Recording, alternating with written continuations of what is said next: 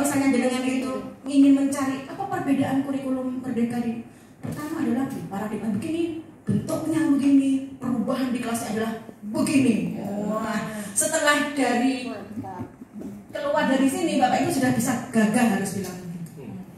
Itu harapan kami. Karena apa tadi?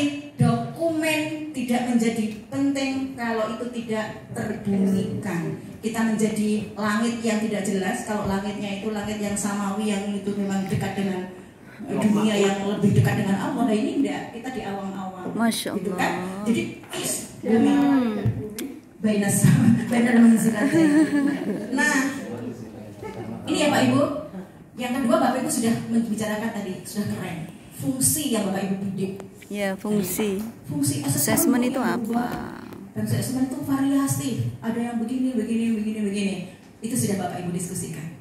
Kan gitu tadi ya. Oh, kalau saya pakai ini sebenarnya berfungsi untuk apa? Kalau saya pakai yang jenis ini fungsinya apa? Bapak Ibu sudah bagus. Kemudian berikutnya, asesmen dirancang. Ini apa? Kaidah-kaidah yang filosofis aja. Apa sih itu kredibel? Apa itu yang kayak begitu? Bapak Ibu sudah mempelajarinya di kelas-kelas yang kita tidak perlu diskusikan lebih lanjut.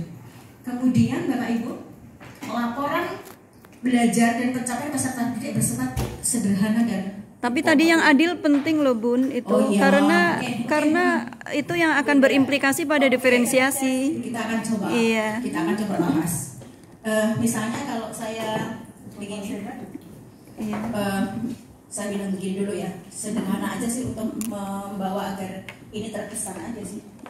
Misalnya saya bilang kemarin 1, 2, 3, 4, 5, 4, 3, 1. Misalnya kan saya 3 itu ya begini gitu. Tapi ketika saya balik misalnya satunya ini 1, 2, 3, 4, Nah, ya. 5, 4, gitu kan? Iya. 3.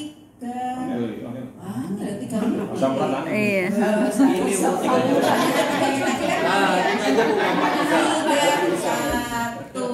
Gitu. Ini asesmen itu kurang lebih itu begini Pak.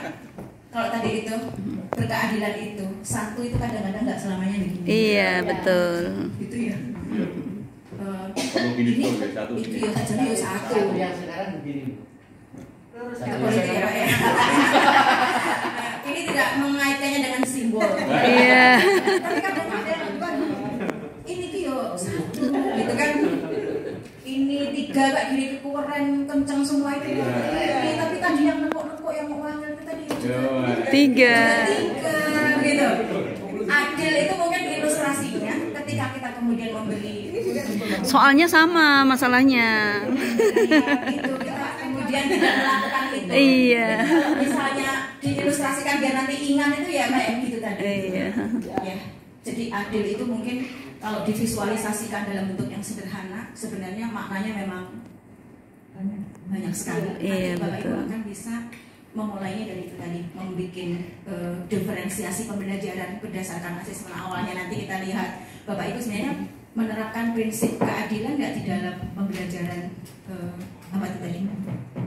Membuat berikutnya tahapan-tahapan desain ya. Kita kalau keadilan kan nanti kelihatannya kan desain secara utuh, belum tahu tadi dalam membuat asesmen nanti atau mungkin ketika kita mendesain masing-masing. Soalnya ada ulangan bersama dan lain-lain itu kacau kan. Kalau ini kemudian nanti kita bawa ke tapi saya meyakini ini adil ya.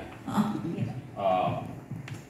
Ya adil juga kan itu di saat seorang guru membuat terkait dengan soal-soal asesmen sudah merancang pembelajaran dengan baik, proses pembelajaran bagus, lalu kemudian membuat soal-soal asesmennya hanya berkisar C1, C2 itu kan tidak adil juga sebenarnya. Dan sama soalnya. Yang sama soalnya.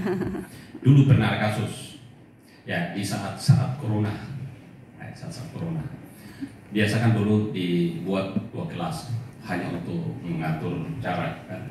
Saya dapatkan dalam binaan itu membuat soal buat yang daring dan yang luring. Salah satu contoh praktek yang tidak bagus ya membuat soal yang daring dan yang luring soalnya sama. Yang luring diawasi, yang daring bebas di rumah. Begitu, soal yang sama. C1, C2. yang di rumah dibantu oleh neneknya, kakeknya, tetangganya, hanya sementara yang Neneknya nggak tahu di malah. itu diawasi. Nah, itu salah satu praktek yang tidak bagus. Iya. Nah, sama Dan- juga tadi dan itu fakta, sudah ya. melakukan proses pembelajaran dengan baik, baik, tetapi kemudian pertanyaan-pertanyaan kemudian lahir hanya C1. Kita mengajar enak. Iya. Lalu kita ukur siswa dengan C1, C2, kan tidak adil juga itu. Tidak adil. Nah, ini tadi ada pada asesmen sumatif. Iya. Asesmen sumatif itu juga harus melahirkan Diferensiasi, soal-soal yang diferensiasi. bisa mengukur kompetensi Iya. siswa. Itu tidak valid namanya Pak. Ya, Pan. Ya. Tidak valid itu. Ya. Nah, itu kan ini yang penting juga. Jadi adil ini interpretasinya luas. Luas, Bukan hanya dan sekedar sangat penting. antara siswa dengan siswa yang satu, tapi Iya. guru juga harus mengukur kompetensi siswa sedangkan soal-soal yang dia sudah lakukan selama ini. Iya. Atau Jadi sebaliknya proporsional ya. ya, atau sebaliknya. Atau sebaliknya ngajarnya tidak ada hot-hotnya. Ya, tidak Nah, ada hotnya. soalnya tahu-tahu. Kalau Nah, soalnya hoax, nah, itu semua itu perasaan ini yang penting. Oke. Karena ujung-ujungnya kita kan muaranya adalah bagaimana kita mengukur ketercapaian Iya. siswa dalam pembelajaran itu. Kasih. betul betul. Ya, kita, Tepuk tangan. semakin ini sudah kita bisa Iya. Untuk permasalahan adil Ya. yang sifatnya sangat makro yang saya sudah ini ya Bapak Ibu. Kemudian kita lanjut ke berikutnya. Nah,